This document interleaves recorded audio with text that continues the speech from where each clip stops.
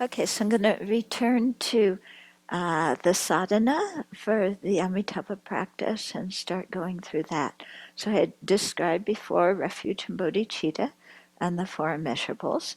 And so when you're doing those, you visualize Amitabha in the space in front of you, surrounded by all the Buddhas and Bodhisattvas. Yeah.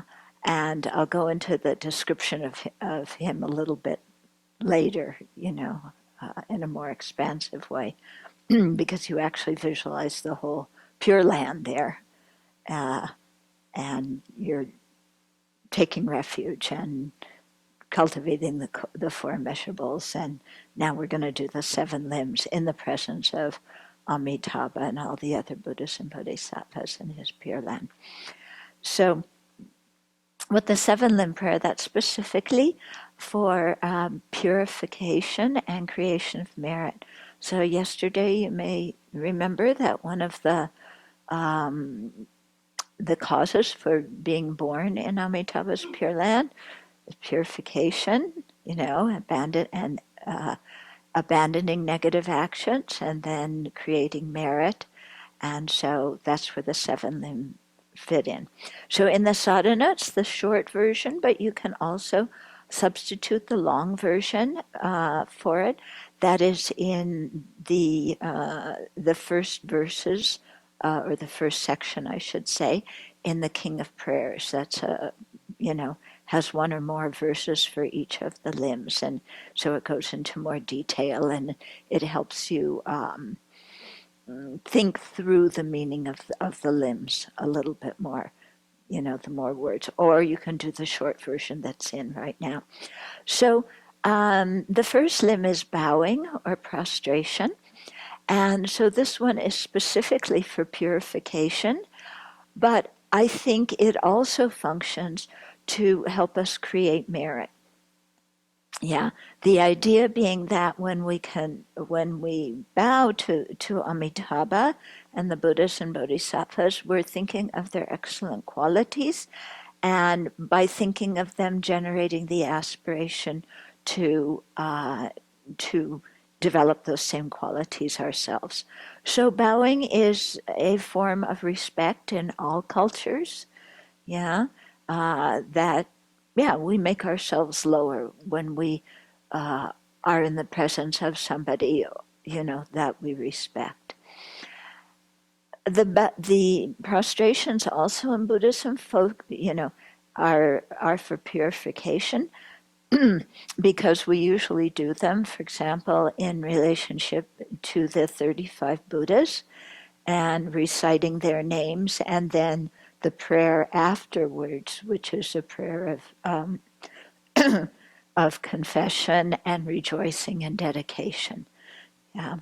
And there's something, I think, very helpful about having our nose on the ground. Yeah. Because most of us, most of the time, don't have our nose on the ground. We have our nose up in the air. Yeah. And, we're pretty puffed up with ourselves. And especially nowadays, when there's so many demands on people, just to accumulate a CV and a resume, and you've got to be this excellent, excellent thing, and you've got to sell yourself. I think young people are really in that position now. And so then you put on this thing of, well, I'm just perfect. I can't admit any flaws at all, with our nose in the air. And of course, it's a big sham. And we know inside it's a sham. But it really blocks us from, getting in touch with what's really going on. And so I think prostrations is really a way of letting go of all of that. And also, it's a way of being honest with ourselves and seeing what, what things we need to work on. Yeah. And so, what mistakes we've made, clearing them up. I'll talk more about that with the branch of confession or repentance. And, making ourselves humble so that we are receptive. Yeah. And we live in a society where humility is not looked well upon.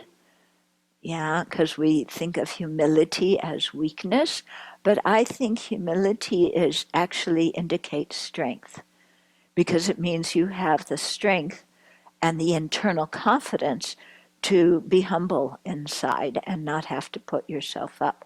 When we don't have that internal strength and self confidence, then we put on the big show of how wonderful we are and try and present this fake person to others so that they will think that we're wonderful. And then we think if they think we're wonderful, we might be wonderful, but we don't really believe it inside anyway.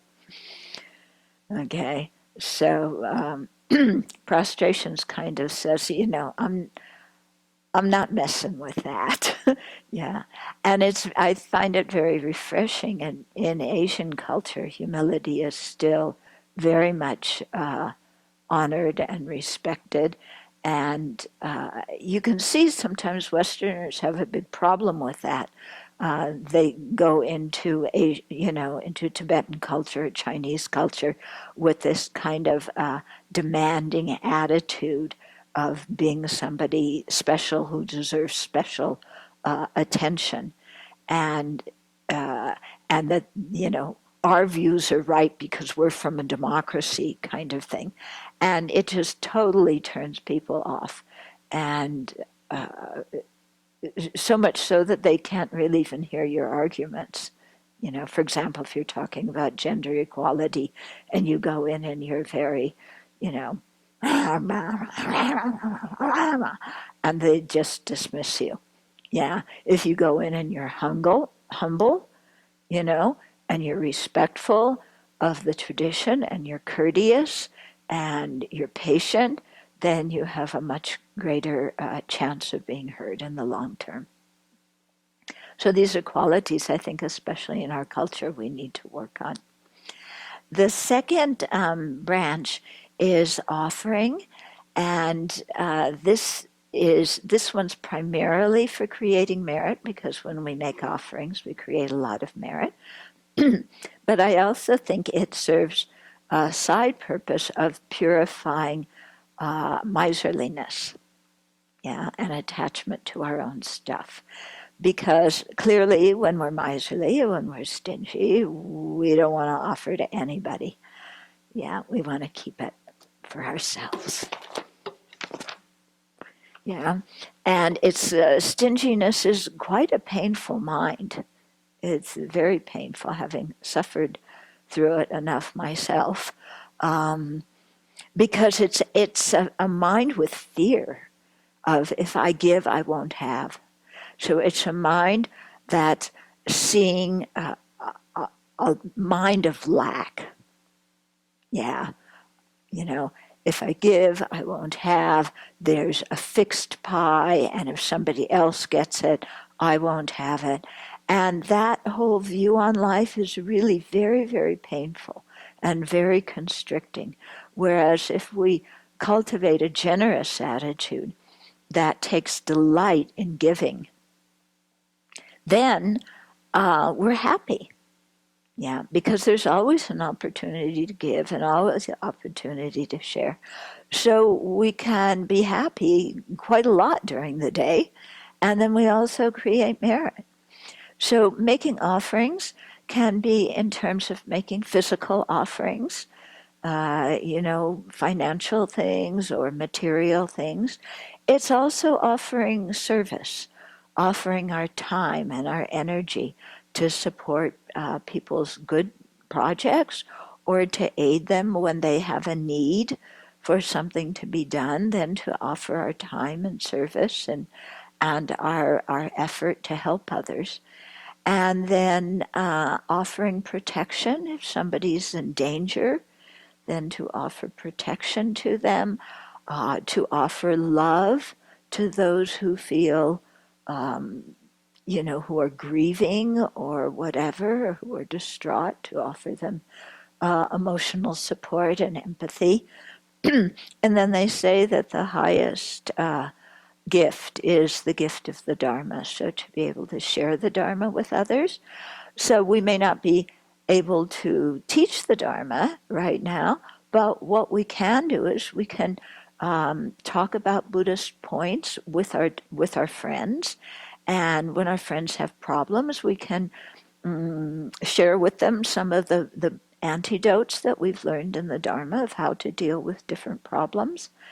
And that's very helpful with them. And then also with pets, you can say your mantras out loud and your prayers out loud so that your pets and all the surrounding animals and insects, hear the mantras, and that's a gift of the Dharma. It puts good seeds on their mind.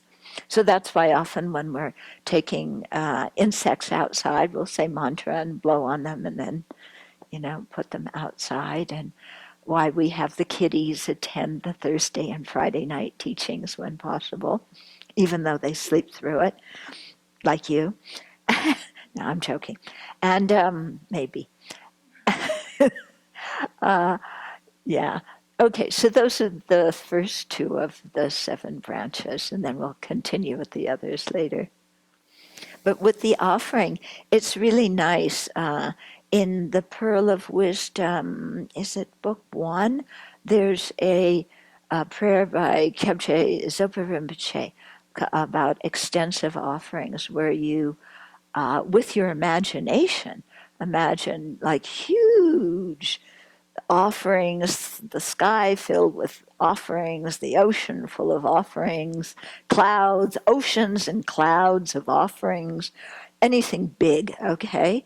Universes full of offerings, and then you offer them to the Buddhas and Bodhisattvas, and it's a very beautiful meditation. Sometimes if you're feeling kind of down and depressed and everything, then just the fact of visualizing beautiful things and then offering them to the 3 jewels, it uplifts your mind. Yeah, and it brings a lot of joy to the mind, and it really helps us. Also, one thing that I've found very helpful is if you're attached to somebody, offer that person to the Buddha.